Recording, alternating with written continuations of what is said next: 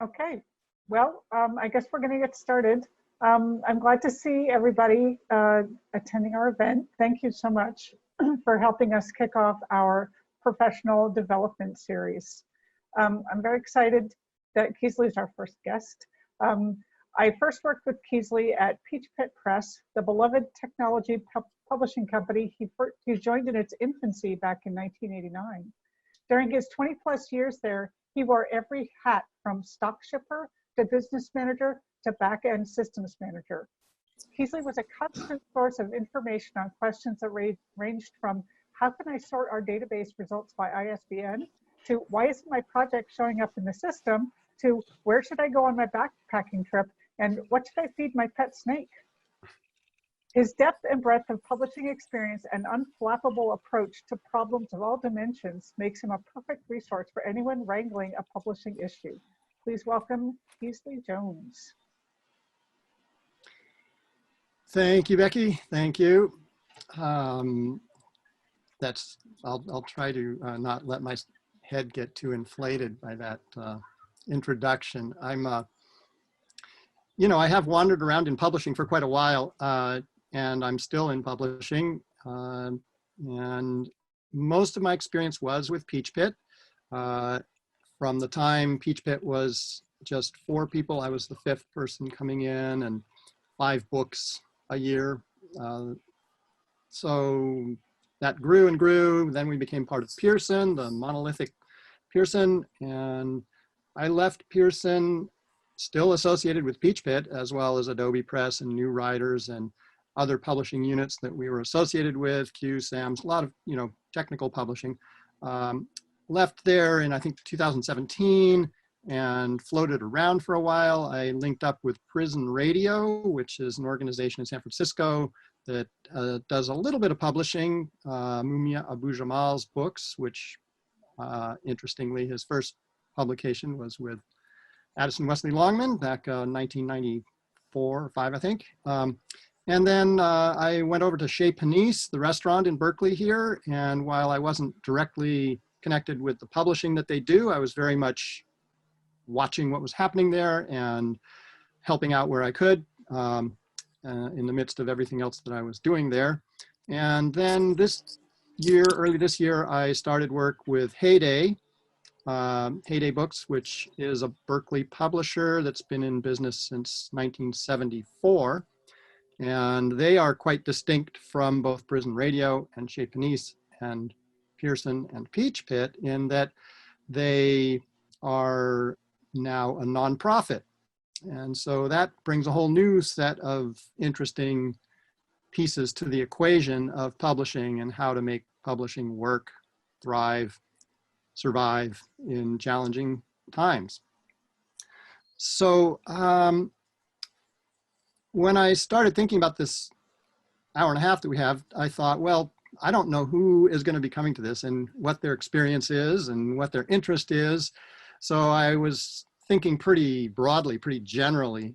So I thought, well, I don't really want to be talking about the specifics of, how to manage a reprint that comes immediately after you've launched your title and see that it needs a reprint. Though we can certainly get to those kinds of questions when we get to the question portion of the afternoon. But I thought it's probably better for me to do something a little more broad about, what, from my experience, is it that helps a publishing entity survive and thrive in all different conditions, be it a flush time or a tight time. Chaos, whatever it might be. So I hope that's going to work for us. We shall see. I'm a person who is really interested in metaphors. I just kind of latch on to metaphors just about every time I open my mouth. And, maybe it's, I don't know why. I won't get into why, but I started thinking, well, I'm reading this book about astrobiology right now, and it's really getting into the whole idea of, how did life get started? It's got, chemical reactions that are forming molecules, and then somehow that gets into DNA, and and then there's the cell that forms, and then cells get together and they make organisms that are collaborating to make an entity that is a thing, a species, an individual. Where does it go from there? Okay, so that was floating around in my head. And then I recently in Berkeley here saw a presentation from a fellow named Josh Kornbluth, who has a monologue that he's putting together called Citizen Brain. And it's essentially using an analogy for a nervous system, like a brain, an individual's brain and their neurons and their neural network, as an analogy for a society, or for an or for organizations within a society, and how they function, and how the neurons need to be connecting and firing and supporting each other and all of that. So that sort of brought me to this idea of like an organism. Okay, so an individual organism, you could think of, a person or an animal or whatever you want. The analogy, I mean, the metaphor is going to fall down badly pretty soon here, but I'll stretch it as far as I can. I thought, okay, the organism, that'll kind of work, because some of the themes that I want to try to get into a little bit here are broad, and they can actually be supported with that metaphor. So, yeah, and you don't have to remember all of these, but some of the themes that I'm thinking about are community and balance, pacing, structure, flexibility, money, communications, and risk. So, if you, in broad terms, want to think about how those things fit together, community is basically all of the pieces of the organism that are functioning together. It's your liver and your heart and your stomach and your brain and, your skeleton and all those things. So that's the community, and we'll get into that more. Balance is, of course, how you function as an individual, and how you move around, and how you keep from stumbling when you come to obstacles, and how you manage to be fluid and, purposeful about what you're doing. Pacing is an important one that I'll talk more about. And of course, the metaphor works there with you're either running, or you're walking, or you're stepping backwards, or you're crawling under a table, or, whatever the speed of what you're trying to do is the pacing. Structure is really the skeletal system and the musculature system of the organism. It's the framework. And so that's data systems in your publishing entity, and all of the processes that you've established as the way you do your business. That's your framework that you use in order to be able to do the things that you want to be doing. Money is, it's a set, I think of it as like the glucose that's in your system. So it's not the food. There's lots of ways that we can get energy as publishing organizations. You can get energy from a lot of different places, and yet it's ultimately getting converted into money in one way or another, that energy that you're building and gathering in the organization. So money is important, but well, we'll talk more about money in a little bit. Communications, that's of course vital, and that's the nervous system, it's the brain, it's all of the sensory nerves, and all the channels that move those pulses from the sensory organs and the sensory nerves to the brain and back. Risk is risk. We all know what risk is, and so we'll talk a little about that. So I hope you're on board with that, because it's going to stretch. This metaphor is going to get flailed. Community. Okay, so what is your publishing community? People often think, oh, okay, the publishing community here is the staff. It's the people that, work here. And then they maybe think, oh, well, yeah, it also includes the authors. The authors are part of our community. But I encourage you to think more broadly about what is the community of a publishing entity. I should back up a moment and say that I'm really focused primarily on book publishing right now, though certainly it's applicable in newspaper, magazine publishing, periodicals, you know, it's just there. The pace gets ramped up to breakneck speed, you know. So we'll stay focused on books because that's my most familiar place. And I'd be totally breaking the metaphor if I went out there and into that realm.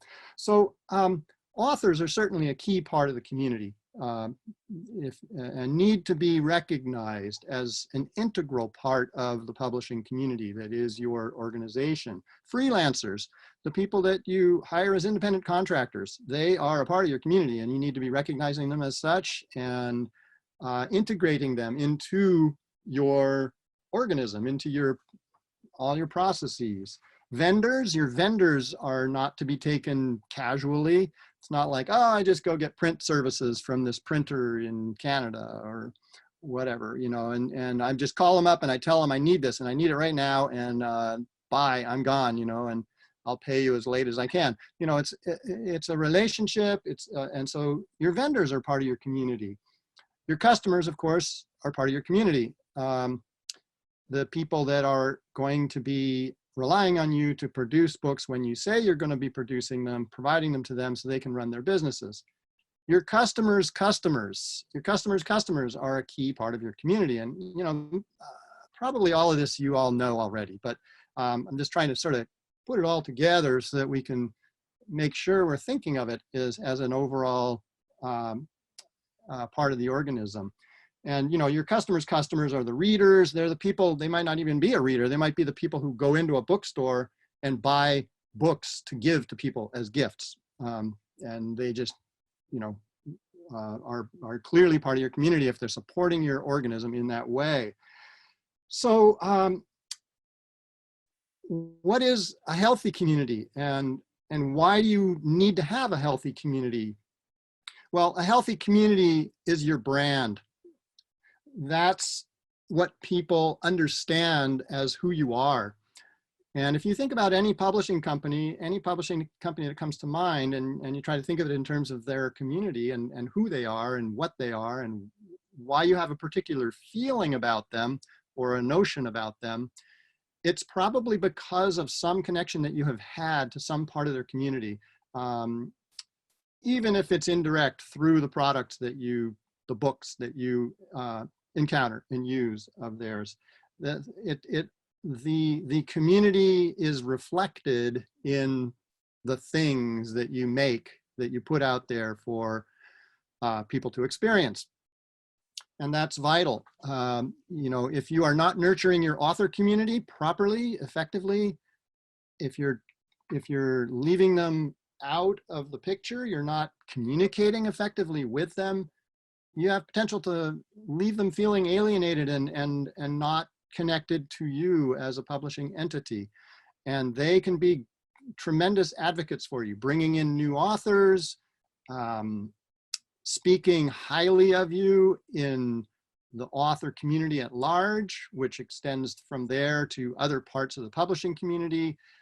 So, you know, your authors are vital. Your freelancers, same way, you know, they are, most of them, working for other publishing entities as well. And they will do good work for you if you treat them well. They will be less inclined to prioritize what you would like to have from them if you are disrespectful or not recognizing them as a vital part of your community. Vendors, same way. You know, and your staff, that's something we could spend 6 days on. But, you know, really recognizing that the organ of the organism that is the staff is really many organs. It's the editorial group and the production group and the manufacturing group, the business management group, the leadership. You know, there are all these different parts that all need to be functioning together in order for this organism to be healthy. So I guess we'll let that go. Money, I'll just talk a little bit about money. And like I said, it's not really the food, though a lot of people say, you know, money is the blood of an organization, or it's the fuel. But no, it's really like the glucose. And, you know, the way you feed yourself is important. You know, where are you getting the energy that's going to come in and get turned into money, you know? And many times you'll be making decisions that are based on an analysis of how that decision will affect the money equation for the business. And those, of course, are very important decisions. And yet, there are two things that I see happen with money in publishing entities that are, I don't want to call them pitfalls, but they're places where I think often publishing organizations go a bit astray. One of them is when the bean counters, and I was a bean counter and I still am a bean counter, when the people who are keeping track of the money and who are really attentive to the financial equations, when they get too much power or too much influence, they can start to make the company make bad decisions, even though they think they're making really good decisions from the standpoint of the equations and the financial parameters that they see. But they can often weight that too heavily and shift the risk analysis that's happening with any particular decision, like, should we publish this book? You know, we're evaluating this book. Should we publish it? Should we not publish it? And often the bean counters, the financial people, the business management people will look at that P&L for that title and they'll say, no, I put the nix on this. It's not happening. And what's important is for balance to come into play here, and balance comes up in all of these places, because it's important for the people who are responsible for the money to be in a balanced relationship with the other people who are helping to make these, collaborating to make these decisions. And I would argue that it's exceedingly important for many, many decisions in a publishing company to be very much collaborative. Collaboration between editorial, not just acquisitions in editorial, but editorial development, the production people, the marketing people, the sales people.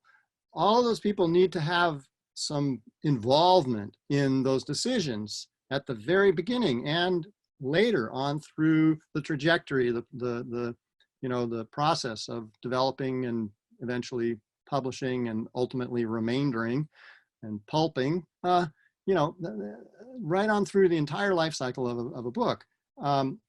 Because each of those people brings an important voice to that decision.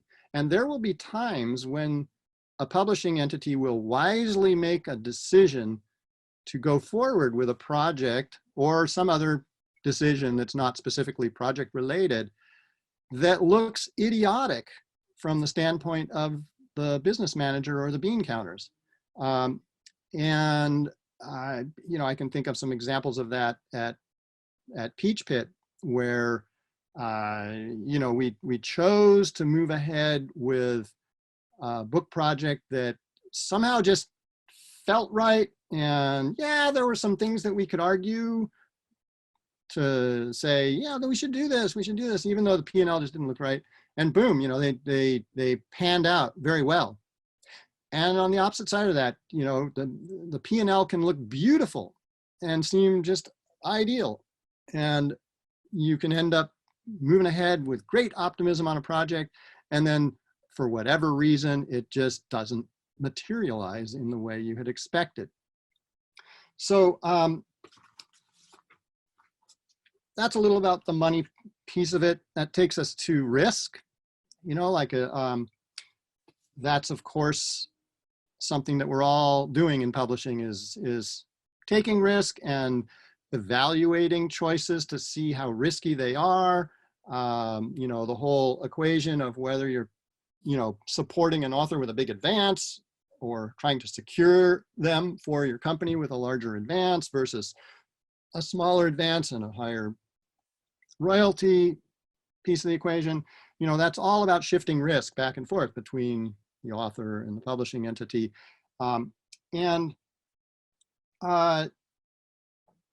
That's important to understand. And it's not just important for the people who are making the decision about the contract or, the editorial group that's going to be working with that author, it's important for that equation to be understood throughout the organization, because there are places where the marketing people, for instance, are going to be looking at this project and trying to understand what they're supposed to do with it.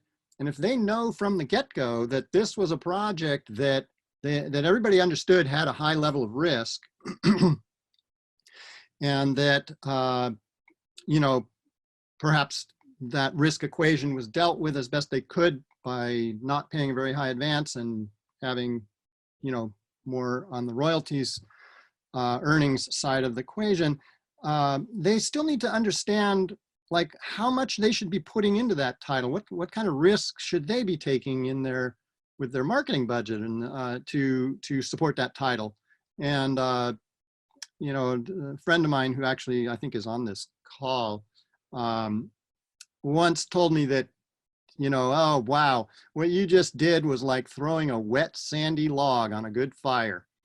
And it's like, well, okay, well, we all hope that we're not throwing wet sandy logs into our publishing organizations by signing a particular title. But the idea here is that, you know, if you have a project that you're taking on and you're not sure whether it's going to fly or how strongly it's going to go, you watch for the signs of what's happening. And if it starts to catch, see here, I'm off on the fire metaphor now. If it starts to catch and is really going, that's the time when you want to put more fuel on that fire. And you feed the projects that are starting to go. And there's an inclination amongst many people in publishing to look at a project that you had hoped would go very well, and when it starts to falter or seems like it's not strong, there's a tendency, there's an inkling, an urge to want to put more fuel on it, to try to save it and try to bail it out. And you know, that's not completely wrong. It's sometimes that's the right thing to do, but you need to be discerning about that very thoughtfully and with your eyes wide open. Because otherwise you're taking a risk with that additional funding for that project that's not really wise.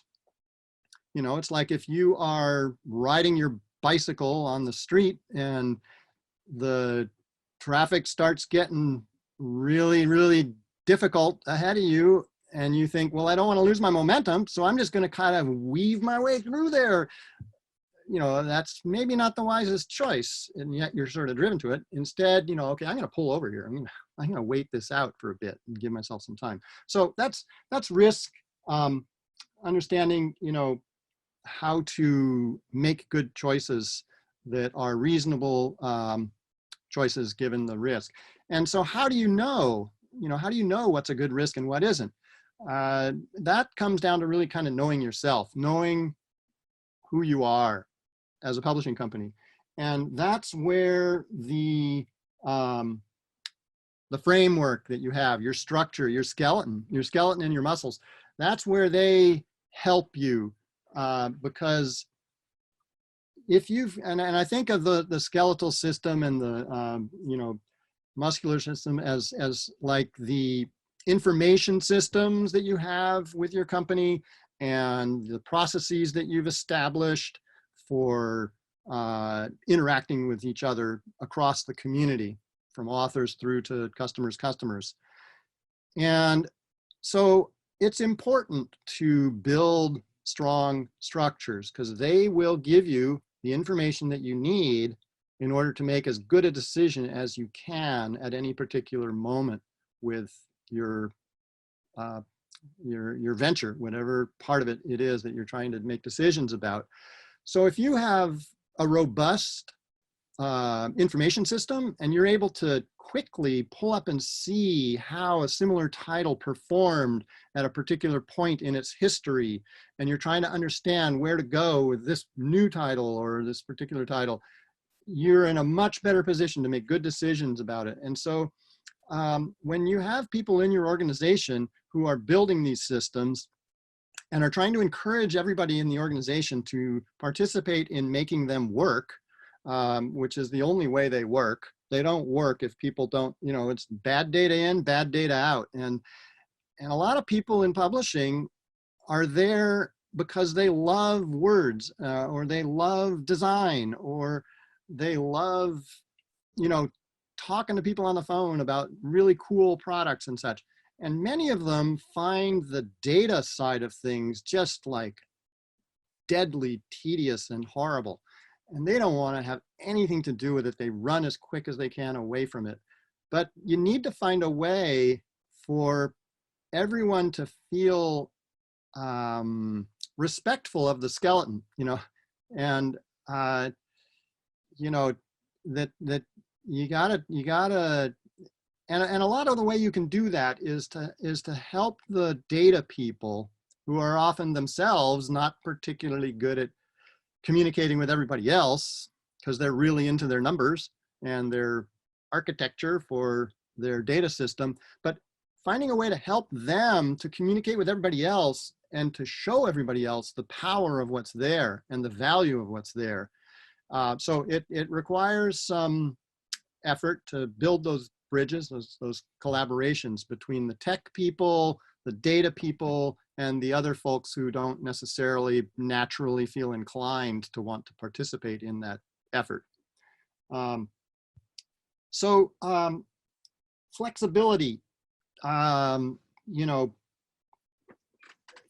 probably half the people on this call have done yoga at some point or another and probably found some benefit from it. You know, it's like, wow, I feel better after I get stretched out, you know, and it's a physical thing, but it's you know, so there's ways of your organism, your publishing entity needs to have flexibility within its functioning, you know, in the way it works with authors, the way it works with interdepartmentally, and all of that. But it's also, you know, it's a mental flexibility as well, an ability to shift the entire organization to a different path as need calls. Environmental changes. What came to mind when I was thinking about this was a book I read called The West Ridge, which was about this group that climbed Mount Everest in the 50s, I believe it was. And it's an extraordinary book. If you ever want to read a great adventure story, The West Ridge is worth it. But what happened is these guys, this group, were at base camp on Everest, and they decided that they would take this completely different route, going up the West Ridge instead of going up the Khumbu icefall to go on up to, you know, the top. And so they started moving a camp up there to the West Ridge, and it took a lot of people. It was a big effort, you know, moving all this gear up there, and they got this camp set up on top of the West Ridge. And there was one guy who was coming up with a whole big load of stuff, and he was alone going on the trail up, and this huge storm started coming in, and everybody up on the ridge was like, oh no, what do we do? And they all kind of hunkered down in their tents. And this guy looked at what was happening, and he realized, this is one motherfucker of a storm. This is not going to be easy. And what he did is he said, oh, well, here's a crevasse. I'm just, rather than trying to rush myself to get up to the top of this ridge, which, you know, I could probably do, but, you know, it might hit me before, I'm just going to play it safe, and I'm going to get down in this crevasse and set up a camp and just go on up in the morning. So he set himself up in there, and the storm started raging, and it covered the crevasse with snow, a blanket of snow on there. And he was just like cozy as an owl in a nest. He was happy. He was warm. He could hear the storm up there, but he was like, he was way out of it. He was down there where it was quiet. In the morning, he dug himself out, and it was calm, and he went up on the ridge, and it was shredded up there. All the tents were gone. All the gear was gone. People were just like barely surviving. And he was like, oh, I guess I was making a good decision there to be flexible and watch for what the conditions are telling me and make a change to the plan. that's important. I used to work with Odwalla, the juice company, before I came into publishing, and there watching for the changes that were in the environment was critical. Everybody out on the route had to watch to see, when's the fog going to lift and when's the temperature going to start going up this afternoon? Is it going to start going up at 1 o'clock in the afternoon or at 3 o'clock in the afternoon? And that would determine how much juice they were stocking into all of these grocery stores. And they would cut their orders in half or double them, depending on what they could tell was happening with the weather at that point. So having that kind of attunedness to what the environment is around you, like, oh, you know, COVID has hit and all the bookstores are shutting down. You know, what are we going to do now? Are we going to just keep blindly sending books out, hoping, or, you know, publishing books, hoping that everything's going to be okay? Or, you know, it's being able to look at the situation and make reasonable decisions about, or reasonable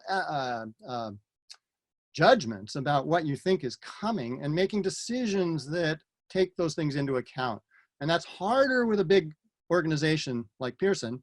When you've got a big machine, yeah, you've got more resources, but you also are not as nimble, and it's not as easy to shift gears and totally change your focus. A small company like PeachPit was at its outset, or Heyday now, you know, there's great power in that kind of flexibility. Communications, that's the nervous system. And by that, I mean not just the brain that's commanding everything, but really equally important, all of the neurons, the sensory organs. And a healthy organism will foster really strong communications between all of the sensory pieces and the brain, and have good communications going back, so that, you know, and the way I think of that for publishing organizations is that there needs to be really, really open communications happening all across the organization.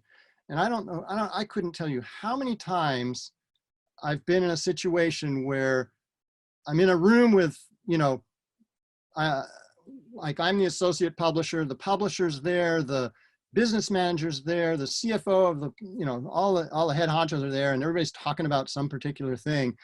And somebody will walk by the door and they'll be having a conversation about something that they saw that was happening in the market that, you know, just was this tangential thing, and it'll catch my ear, and I'll be like, oh my God, that is a scrap of information that is entirely vital to this conversation that I'm having right now. And we are making stupid decision here because what that person just said is really important. And so I am a very strong supporter of doing whatever you can in your publishing organization to help strengthen, and by organization, I mean not just the staff, but your authors, the freelancers, those, your customers and customers, all of those people that are beyond just your staff are tremendous sensory organs for your organization. And they can give you just vital information about what's happening that will inform your decisions. But whatever you can do to foster it within your organization is also a very good thing. And again, it's a balance. You have to find a balance, because obviously you don't want to have a 4-hour daily staff meeting with everybody there to just talk about what people are thinking and what they see and what they're doing. That would just bog everything down. But to the contrary, you don't want to be so very specialized that the people who are working on an editorial project really don't have an idea of what's going on over in the marketing department on a book that they finished 3 months ago or a year ago. You know, there need to be some channels for communication, and you can help to establish those. That's really, really critical. Let's see, what did I leave out? I don't know. Well, I do have a couple of things. You know, when we're thinking about the current times, you know, like what's happening now that we're dealing with, you know, one of the things that we're dealing with, of course, is the whole resurgence of the Black Lives Matter movement. It's, you know, it's something that's been going on for 400 years or more. in one form or another, but it's been very active lately. And a lot of what it is telling us now is, I believe, and I'm not a spokesperson for Black Lives Matter by any means, but what I see in it is that it's telling the culture as a whole that there's a lot of work to be done, and that it's work that mostly white people need to be involved in making happen. And it's structural and it's systemic. And so when I look at publishing, for instance, it tends to be more heavily white and affluent than many other industries. And even if not more so than other industries, you know, there's a lot of room for publishing to work on these issues of systemic racism. And so that's a tremendous opportunity, of course, just because it's really vital work and it's where the culture is going. And publishing needs to be representative of where if not leading, where the culture is going.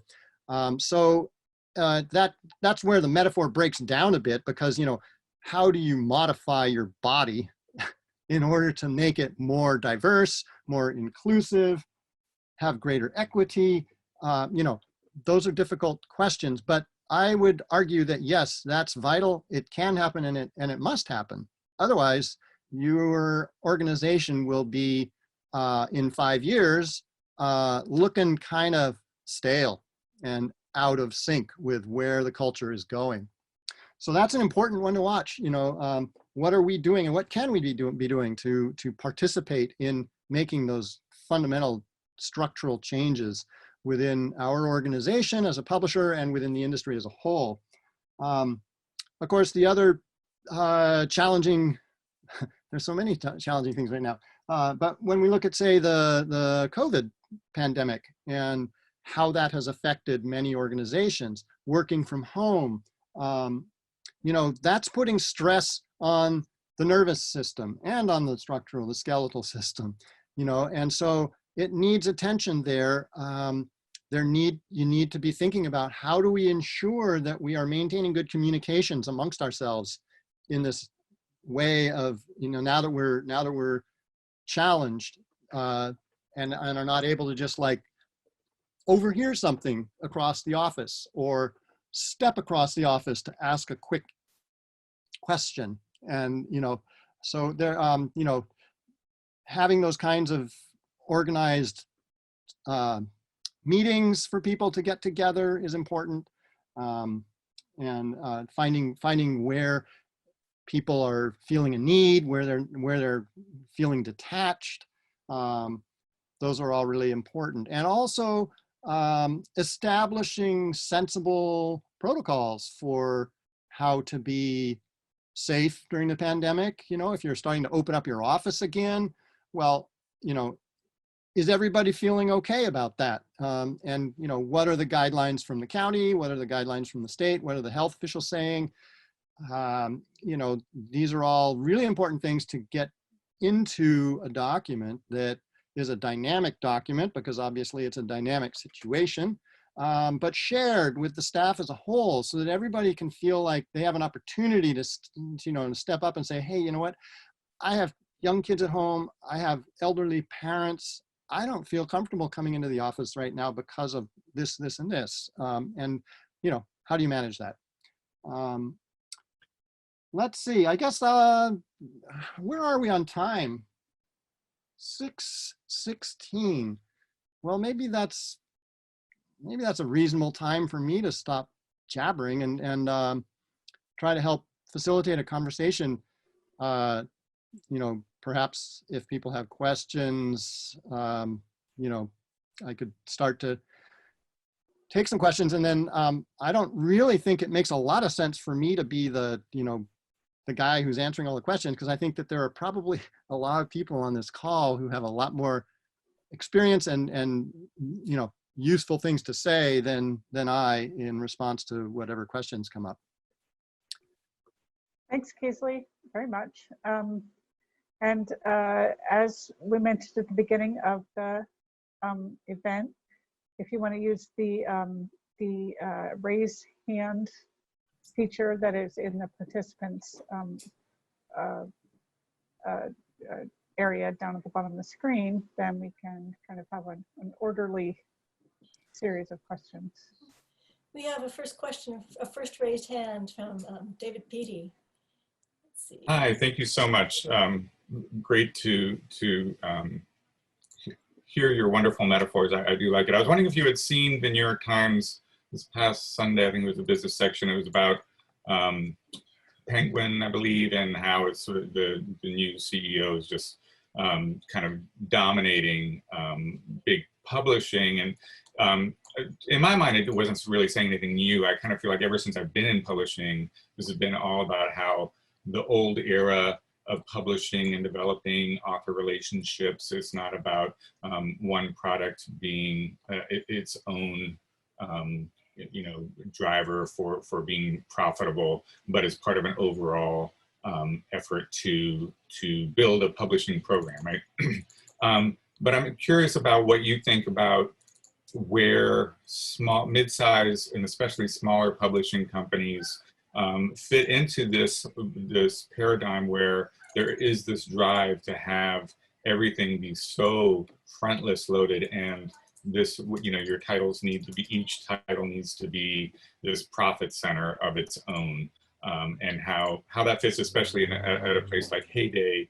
I think a lot of us, who are interested in this amazing model that Heyday is, right? I mean, Malcolm was kind of scoffed at when he started that press because they were like, regional publishing, that you can't do anything with regional publishing. And yet he did this amazing thing with a lot of support from a lot of organizations and people. But I just wanted to get your take on that. Okay, yeah, sure, thanks. I'll come back to that organism metaphor because, it's a very complicated world out there. There are a lot of different species, a lot of different ways to do it. And,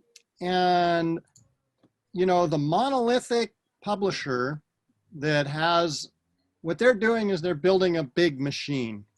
And they're just like trying to crank it out and say, this is how we're going to do it. And everything's got to fit in here and make it happen.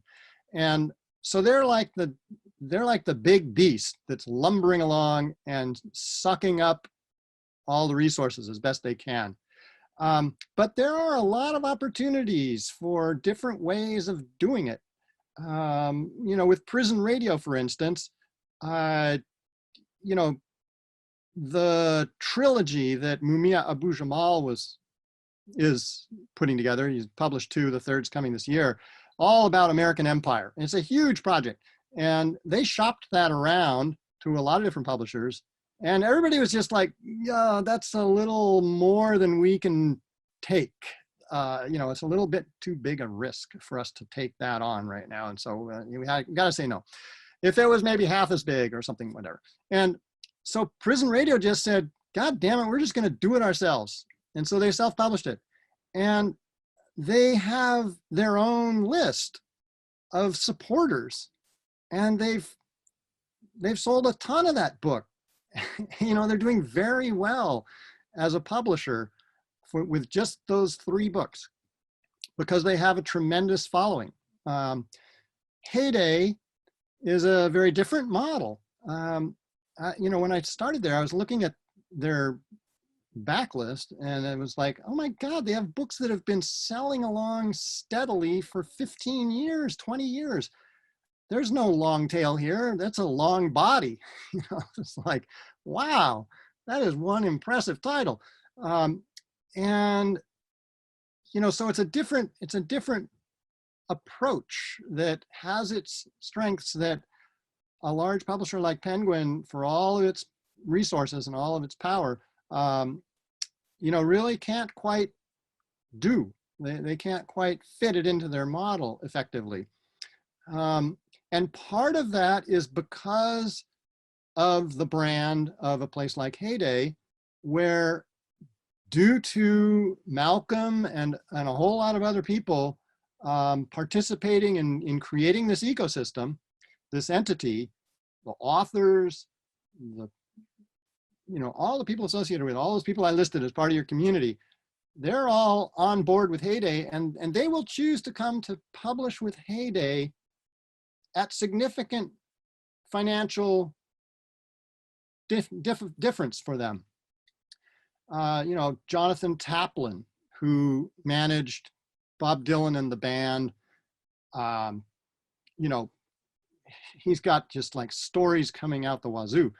He's publishing a book with Heyday called The Magic Years. He's got plenty of money. He does not need to, he could do very well with that book in any number of big publishers, and they would be happy to have it. But he comes to Heyday because he likes what we do, and he likes what we've done in the past, and he likes the way we talk with him about how we would work with him. So I'm not worried about those large publishers really, crushing the small publishers. But then you look at a place like North Point Press. I don't know if you remember North Point Press. Beautiful, beautiful work. Just fantastic pool of authors, just incredible production standards, just fantastic. And they didn't make it, and part of why they didn't make it is, that they didn't have enough energy in their overall community to support what they were trying to do. And then they didn't see that was weighing them down. So, again, you can't ignore the glucose. You have to get the right food and, and build your community to make it work. I don't know, did that help? Did that answer your question at all, or? Yeah, really, I was just looking for commentary more than anything else. Okay. I mean, I think I agree with everything you're saying. Okay. Mimi, Hi. we have another question up, or? Oh, now we do. Let's see. Diana Lindsay has their hand up. Where are you, Diana? Oh, you'll have to unmute yourself, Diana. Yes. There, okay, Oh, I'm there you are. unmuted. No, what I wanted to say, was it last week or so on Pub West, James Daunt was the speaker talking about Barnes and Noble. And one of the really good things that he said is that the stores are trying to build up their backlist because that's where they have really fallen behind. And that, the store managers now have the authority to do, to make their stores regional and be able to bring in whatever books that are good for their particular stores. And so one of the things that, that I think that all the publishers can focus on is taking a really good look at their backlists, seeing what stores that their books might fit into. And the way they're organizing at Barnes & Noble, the store managers are in cluster groups of 3 or 4, 5 stores with a cluster buyer. So if you send information to the manager and to the CRM, who then will get it to the cluster buyer, it makes them more aware of the regional titles or titles that you have that are strong backlist that have fallen off their lists after all this time. So that's, I think, one thing that we can do right now is to try to build that back up. Oh, I think you froze for a bit there. Yeah, Diana, your outbound feed. Barnes & Noble is that, community month. I'm sorry? Oh, your feed froze for a little bit there, but keep going. Okay, no, I was going to say what had happened. We had run out of money for a book because of the pandemic and all the other bills we had to pay. So we just put the word out and money poured in. So we were able to finish publishing the book mainly because we have a tight community of folks that support our regional titles. And so I think some of the things that you can do right now during this period of time is, one, take a look at how you're doing business, how business is changing. And obviously the Zoom thing, we're no longer being able to send our authors out doing presentations, but you can build up your abilities to do Zoom videos and presentations, build up your website so we can take videos, do Facebook You can post those on videos and over on YouTube. So if you change your business to the times that there are now, build up your community support, take a look at how the stores are changing. And in the case of Barnes & Noble, they want to have good backlists, and the most important thing I thought, which was great, the big publishers are no longer going to be able to pay for space in the front of the stores. As far as what is being displayed in the stores, it's going to be up to that regional manager. They want each store to be able to, decide what it is in their community goes up in the front. And I think that's really important. If you have a good book and you can find the right fit with a certain store, develop a rapport with them, so I think we're in a time that is not only challenging, but I think there's a ton of opportunity here to be able to ride this wave, change.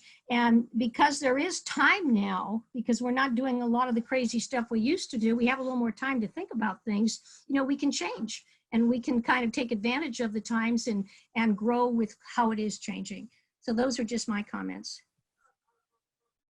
That's really great. Those are really interesting realizations of how things are changing. I mean, it's very interesting. I mean, I initially I thought, okay, all the bookstores are closing. Everything's going to shift to Amazon, and it seems like Amazon, they've had their own challenges with focusing on books, not focusing on books, and the purchases have gone up and down and up and down. It's been like this roller coaster.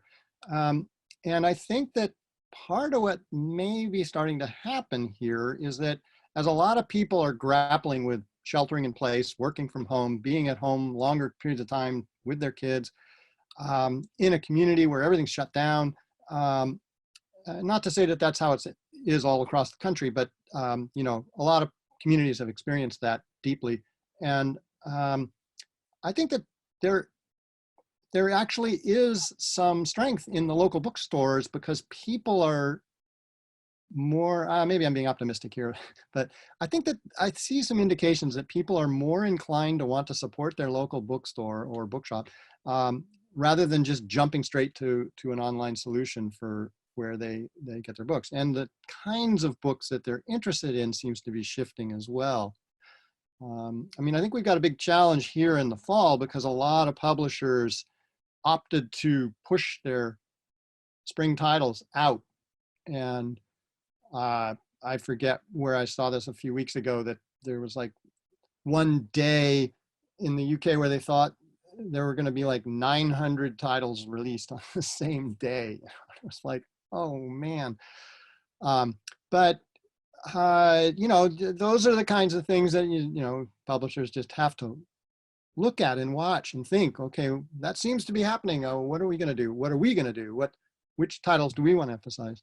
And digging up old backlist titles. I mean, Hayday's been looking at re-releasing some backlist titles that we let go because we see an opportunity now with how people's ideas about things is shifting. Nature journaling is just like going through the roof. Everybody's looking at birds. Everybody's really interested in insects. And but that brings up something I do want to mention, which is that there's a common peril in publishing, which is for people to get very excited about a title because it's very present and think, oh man, this is perfect. This title's fantastic for right now. But what they don't recognize is that it might not, you're not going to get that book onto the bookshelves in a week, and you have to think carefully, well, what is the environment likely to be a year from now or 2 years from now when you're hoping to be depending on the sales of that book? Things shift and change. And so that's, of course, part of the whole equation.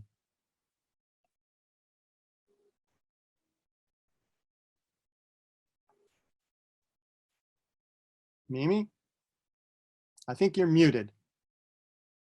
I am. I actually don't want to go next, but we got a few questions all coming in at one time to us. I'm trying to figure out how to get on these. Are they coming in through chat or the raise hand feature? There's a chat and there's raise hands. So I just wanted to check in with Becky because Becky's host. So. Well, I actually, I had a question that I will ask, and then I'll get out of the way for other people. And it was pretty much exactly about what you were just talking about, which is why I wanted to ask it now. And it's both in terms of what you were talking about, fire catching and being flexible, and what you were saying about things that are happening right now. I mean, I know that, book publishing is not journalism, and people don't necessarily look to books for the same things that they find in both print and online journalism. But I mean, how can book publishers respond to things that are happening in a quicker and more nimble way? How can somebody comment on any one of the million confusing aspects of the current situation with the community, and strengthen their communication and their community without waiting for 9 months? What are different strategies for staying relevant? Yeah. Yeah. Well, I have a couple things I will say about that, but then I would just encourage anybody else who wants to jump into that to please raise your hand and or wave your hand or say you've got something salient to say, because I think the first thing is to think back to what Diana was just saying about backlist, and like, what do you already have in your book bag that is sensible to accentuate? Heyday has a book called Essential Muir that's about John Muir. It's like the best of John Muir's essays, and we're gonna throw together a revision of that and call it the best and worst of John Muir, and emphasize not just the great stuff but his racist stuff. It's like, well, he had this idea about wilderness as this untouched place, but wait a minute, there have been people living in all that wilderness for 10,000 years, and he just was very, he was a product of his time, but we've ignored that.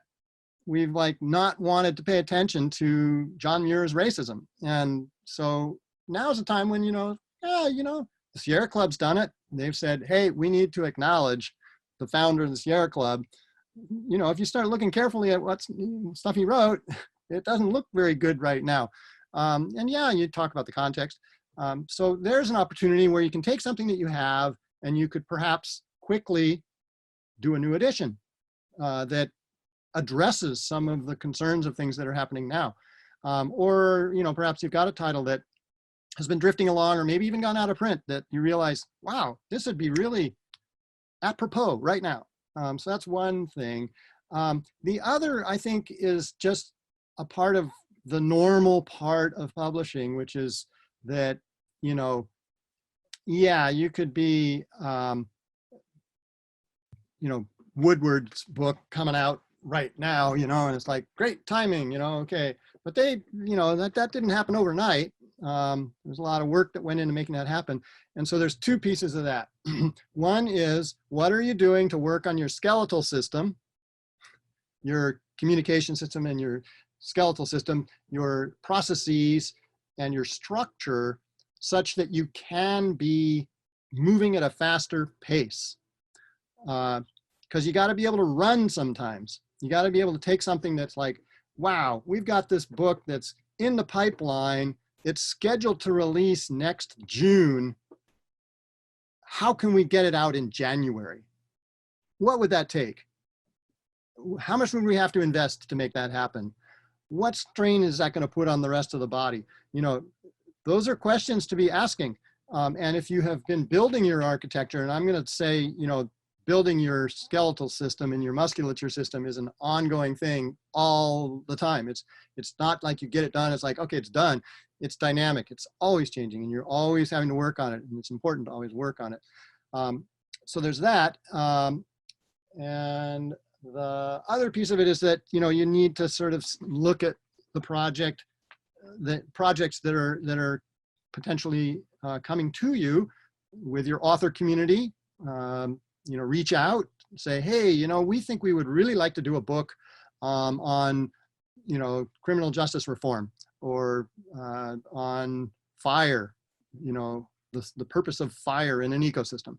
And if you can see that you've got something that somebody's already got going and they're close to done with it just by happenstance, if you can get your feelers out there and pick that up, then you may be able to turn something around quickly and still be relevant. But you have to be extremely careful there. And the safer bet is to always be focusing on a title that you think has longevity. So if you certainly systemic racism is not going away tomorrow. And, you know, and yet the way we think about it and the way we work on it is going to be very different 4 years from now or 2 years from now than it is now. Certainly, you know, I'm hopeful it will not be something that we just totally forget about, and, you know, but regardless, it's something, you know, whatever happens, it's going to be different than we can see right now. And so the books that we publish need to be, you know, ones that you think, wow, this has some relevance over the long term. So does anybody else have anything they want to contribute to that in any way? I don't see any hands waving. I see that John Berry is making some suggestions in the chat about Glenn Fleischman's books. Do you want to? Oh, wow. What's up with Glenn Fleischman? Almost everything. He's always doing something. Yeah. Yeah. As soon as the pandemic started, he turned around the book I just put a link to on taking control of Zoom. And he's just, well, as you know him, he's incredibly fast to get things done. Yeah. But that's an interesting model. And the other thing that, since I've been thinking about how to make digital books good, digital only books good for a long time, and I think that turning books into websites is an excellent way to be responsive right at the beginning, because the control for layout, typography, and quality is much better for a website design than it is in ebook design, which is primitive and very, very bad. Jason Palantal, who I've been working with, has worked out a way to paginate websites, which is the only thing that ebooks have that websites don't. So then the question becomes how to market them. But if you're trying to get something out instantly in response, then, well, that is a special case. Then you can do this really, really fast if you do it well. And if you pay attention to making it responsive, making it readable, thinking through all the ways it's going to be used, that's the important part. And then the tools aren't all there yet, but an awful lot of them are. That's really exciting. That's really exciting. I'm just really interested to see what young people come up with too. You know, what they're drawn to, for what excites them and what gets them rolling. But across the age spectrum, there's, you know, we're all technologically capable to some degree now. So Jackie posted a little while back in the chat, and some of the stuff that in her question that I think we covered a bit, but there's one part of it that I think is really quite relevant, which relevant to the topic that we haven't spoken of yet. She says, it would be interesting to hear from publishers what they are doing to survive as the small business subsidies are spent down. And we don't really know what's going to happen coming up in the near future with that. Got any sense of that? And actually, this could be a question that not just for Keasley, but for anyone else here who has some interesting comment to make on that. Yeah, I thought about that coming in here, and I thought, wow, I'm too scared to touch that one. You know, I started thinking about the organism metaphor, and it's like, oh, lopping off limbs, and it's like, no, I don't want to go there. I mean, I will say that Heyday has managed to navigate things quite well with a PPP loan, and had the experience of working from home already established when we lost our lease quite a few years ago, and suddenly had to move into WeWork, you know, and it's like, blah, and that was before I was there. But so transitioning to working remotely was not difficult, but that's really tangential to the core of that question, which I think somebody else should jump in and comment on if they can. Anybody feel? Yeah. Yeah, go ahead, Diana. Yeah, well, I know one of the things that we have done, you know, because of the pandemic and the stores being closed, you know, we just made sure we had all of the safety stuff and the, you know, the gloves and all of that. And we invited people into our warehouse. We made it an open warehouse. And we had a section of all of our books that were slightly scratched, put them at 50%, and then had a whole bunch of them books that were really slow sellers. And we just said they're free. So come on in, pick up free books. So we got books at 50%. You can have anything in the warehouse at 20% off. So, and we did a similar kind of thing on our website. putting specials on with the Zoom talks that we had, and really have built up our clientele through our website and through walk-in traffic that we hadn't had before, and doing some partnering with some of the local colleges. So, you know, we've been constantly trying to think how we can do it, because, you know, we had the PP loan, we got a grant from the city of El Cajon, you know, and we did get an IDL loan, which I'm guarding with my life, and I only use it for reprints. But, you know, and we have WorkShare. So, you know, all our staff are on limited hours, and they're being supplemented through EDD. And so we have to just, what hours we have to make sure they really count because of the limited staff and whatever books we're working on. You just have to focus and drop everything else. Plus, we're focusing on building up our web sales and our walk-in sales, and just doing more talks to try to drive new people in to discover what Sunbelt does. So that's kind of what we've been doing. Broadening community, yeah, reaching new parts of the community. Another piece of it, you know, I'm aware of all the young people who are affected now, and many of them taking a gap year rather than going right off to college. You know, there's a great opportunity there for bringing young people who are enthused about publishing, or don't really even know what publishing is, but are enthused about publishing, bringing them in as interns. You know, internships, you know, they are not free labor. They're tremendous responsibility. You know, you really shoot yourself in the foot if you think you can just like, oh, let's bring these interns in and have them do this, this, and this. It really takes mentorship, but it can be tremendously valuable, and have benefits that are not easy to see right off the bat. So, you know, if you have the bandwidth to play with that, that's good. But I like, Diana, your suggestions there, because they're you know, like outside the box. It's like, well, we've never done this before, but let's just see what happens if we do that. You know, that's good thinking. David Z had his hand up for a while. Let's see what you've got. Yeah, I have a question, and actually it fits right into where we are in this conversation. Actually, I was thinking about the idea of community, right? Of building a community of readers that know you as a publisher, as you were referring to about Heyday. Same idea of authors knowing a publisher, choosing to work with them. You know, who else was really good at that was Barrett Kohler. Yeah, Did a great job of building this community of authors that felt that they were part of the whole organization. But connected to that, so I have two thoughts that are slightly distinct but connected. One is the gradual resurgence of the local small bookstores, right? As the Borders and the Barnes and Nobles have shut down, it's been wonderful to see the neighborhood bookstores come back to a great extent and survive the crisis by doing things like GoFundMe accounts, or reaching out to their neighbors and saying, you know, we want to stay open, can you contribute, or having sidewalk sales, whatever it is, or holding, you know, one of my favorite local bookstores in the city is West Portal Books.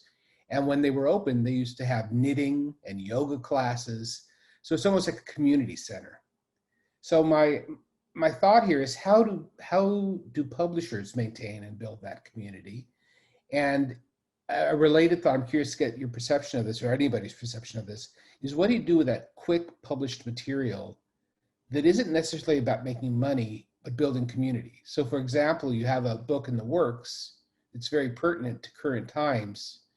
Do you publish some of it on a blog? Do you publish some of it in web pages? And basically give it away with the idea that people will be drawn, get to know you as an entity, as a company, and eventually buy that book when it is finished and final, after they've read the, you know, some of the raw excerpts that are published early. Right. Well, I would say yes, yes, and yes.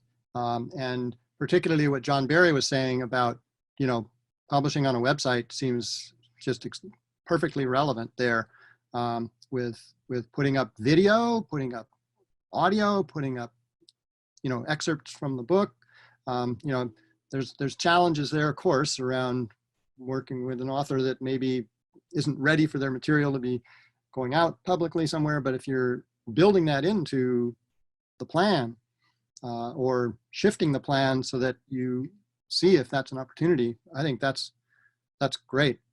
And in terms of supporting the local bookstores, wherever they might be, you know, I think that's a really wise move as well. And they're certainly with Heyday, Heyday's publisher, Steve Wasserman, you know, he really comes from that part of the community. You know, he helped get the Los Angeles Times Festival of Books going years ago. And so he has deep connections in the bookstore community, and he goes and he visits the bookstores. You know, he goes and he's out there visiting the bookstores. And that makes a big difference because they are far more inclined to feel a tight connection with the publisher if the publisher themselves or any representative from the publisher directly, not the sales team, but just people from the publishing entity go there. You know, maybe that's a way for interns to have some involvement. We'd love to see people in Cincinnati. You know, we need somebody in Cincinnati to just go around all the bookstores and just show up and bring them the catalog and just say, hey, I'm not a salesperson, but I just want you to know we're 100% behind the small bookstores. I think there also may be a kinship, so to speak, between a small publisher and a small bookstore. You know, you're seeing the world in similar ways, and it's easier for a small publisher. On one hand, you're lean in terms of staff, so that's tough, but it's easier to make that connection rather than have, you know, the CEO of Penguin show up at West Portal Books one day. And so, yeah. Thank you. I mean, I think that the small bookstores have had a really, really, really tough time with it, you know, and the whole notion of people being able to come by the store to pick up an order that they've put in the day before, you know, that's brutal on a small bookstore. It's really hard to do. And the customers sometimes get very frustrated because they're like, hey, I placed this order yesterday and I wanted to come by today and get it, you know, and it's like, oh my God, I don't know how they're managing it, but yeah, that realization that the small bookstore is akin to the small publisher in that we recognize our function in the broader community as a very important part of what we're doing. You know, that's why we're doing what we do.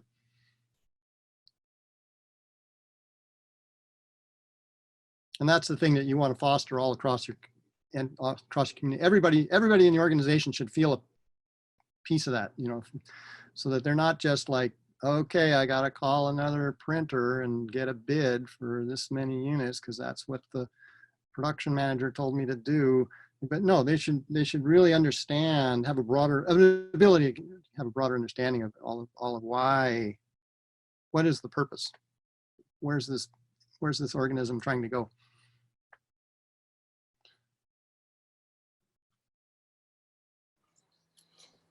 Any other questions? It's really interesting.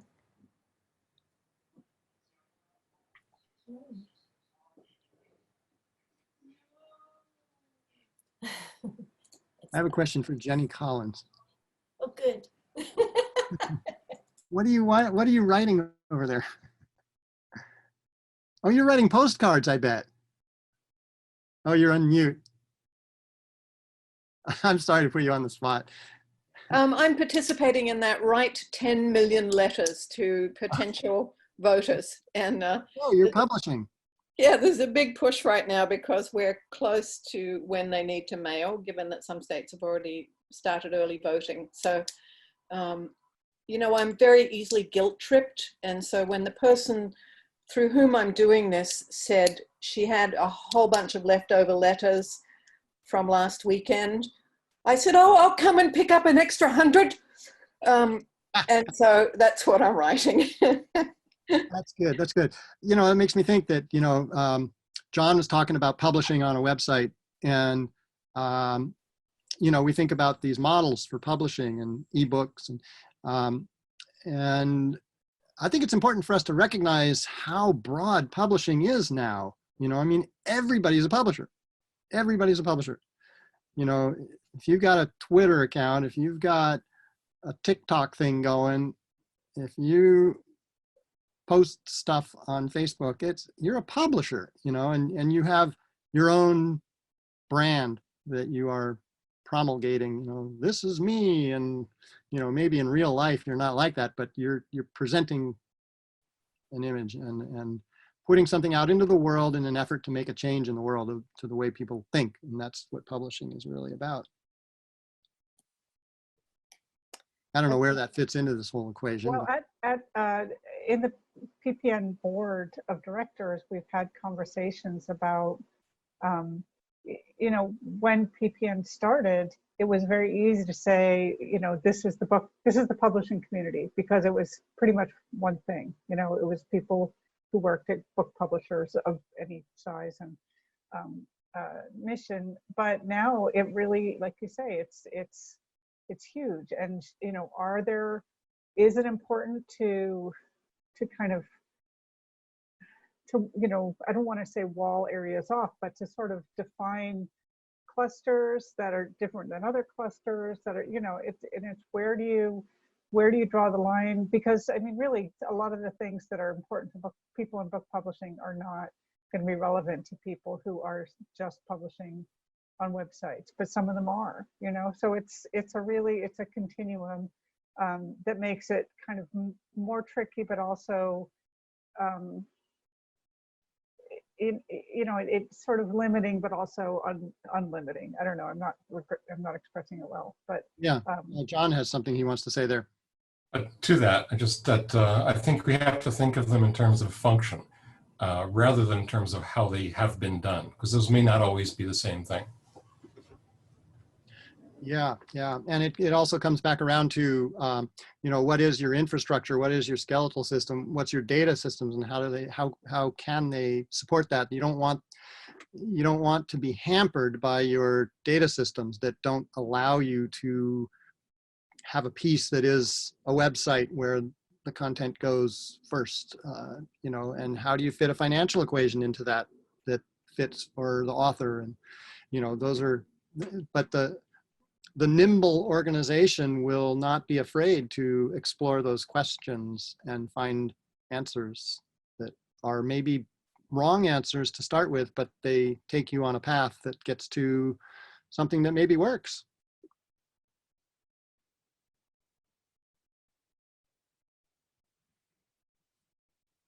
I didn't really look through the chat. I hope somebody did to see if there were questions there that people left.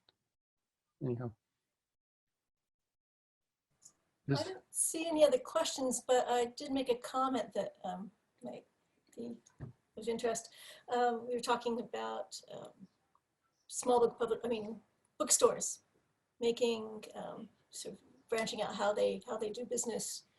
And I thought, it'd be really lovely to see more bookstores do like what Bird and Beckett is doing. They've always had a concert series, a music series, but now they're doing live casts of those concerts. And I'd love to see more publishers and bookstores have author readings and or meet the author sessions. I can really bring people in and continue reinforcing that community feeling. Because like you said, it's the authors, it's the customers, it's everybody that's involved in the making of that book at one level or another that are the community. Yeah, I have a couple thoughts about that, and other people should certainly jump in here too. There's a couple things that I think are important to consider. One of which is that, you know, many authors just they don't really want to be doing that,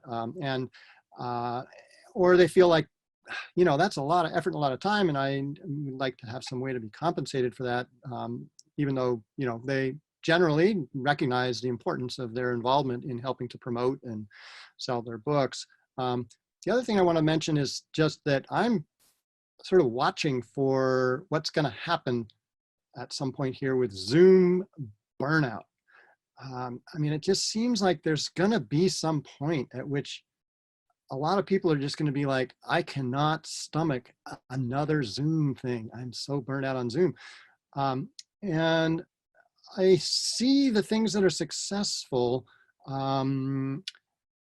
being tied to other organizations, like here in the Bay Area, the Mechanics Institute, you know, does events that are quite strong because they have a following, and the people at the Mechanics Institute have a similar sort of way of thinking about intellectual property and intellectual efforts and such. And so they can put on these events that are, you know, popular, like the book that Heyday published on the Fillmore District, Harlem of the West, you know, and the authors there can do a presentation for that audience. And so similarly, a bookstore that knows its community well can, you know, presumably effectively put on an event that is catering to their local community, but also reaching beyond, because of course, you know, that's not limited. But those are just things to think about. And then, you know, how you extend beyond it being just the Zoom face. Like, okay, I'm the author and the screen split and here's the person asking the questions and here's the person answering and back and forth. That's becoming a very familiar dynamic, and that's fine. And it works beautifully for many things. Or the guy who's just up there blathering away like me. It's like, God damn, when's he gonna shut up? But, you know, tomorrow, Heyday has author Obi Kaufman. He'll be walking around in the forests that have burned and showing people what the burned forest looks like and talking about the role of fire historically, or, you know, geologically, you know, long-term role of fire, and, you know, how it's not all desperate, but, you know, yeah, this is different and here's how it's different, and why Henry Coe that 60% of it burned, but it actually is not a problem. That's the good fire. It was a good fire. Mosaic, green and black and underbrush gone, but no crown, you know. So that's another model that goes beyond the normal Zoom thing and extends it.